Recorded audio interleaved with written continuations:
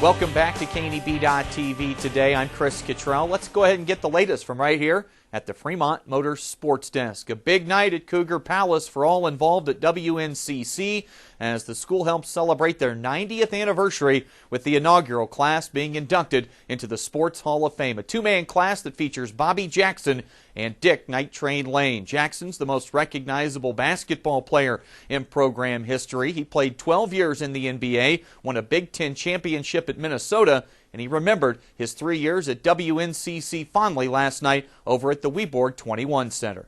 You know, and the experience that I had, you know, with all the people, the community, the university, welcomed me and treated me with open arms, but, you know, they took care of me.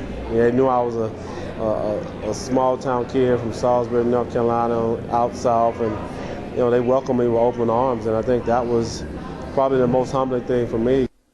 In his final season on campus, Jackson helped lead the Cougars to a third-place finish in the country, playing for legendary head coach Soupy Campbell. One thing that he taught me as a young man, he held me responsible for everything that I did. And if I had bad consequences, he was going to tell me about it. He was going to punish me. You know, so from the coaching aspect, he taught me more about the game as an individual because he was passionate and I was passionate.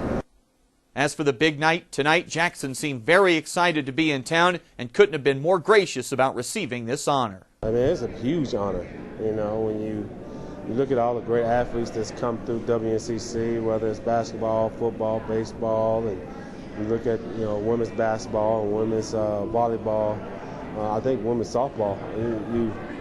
For me, it's an honor to be amongst the first two to ever be inducted into WNCC's Hall of Fame, and it's a privilege to have that honor and distinction. In the NBA, Jackson played for 7 different teams, experiencing the most success with the Sacramento Kings, where he won the 6th Man of the Year award for the team in the 2002-2003 season. Dick Night Train Lane, well, he played 1 season at then Scottsbluff Junior College in 1947 and 48 before going into the military and then playing 14 years in the National Football League. Lane still holds the NFL single-season record for interceptions in a season at 14. That came in his rookie year, and he nabbed 68 career interceptions. He was inducted into the Pro Football Hall of Fame in 1974, and he passed away in 2002. His 3 sons, Richard Lane II, Richard Walker, and Richard Lane Jr., are here to take part in the ceremony for their dad tonight.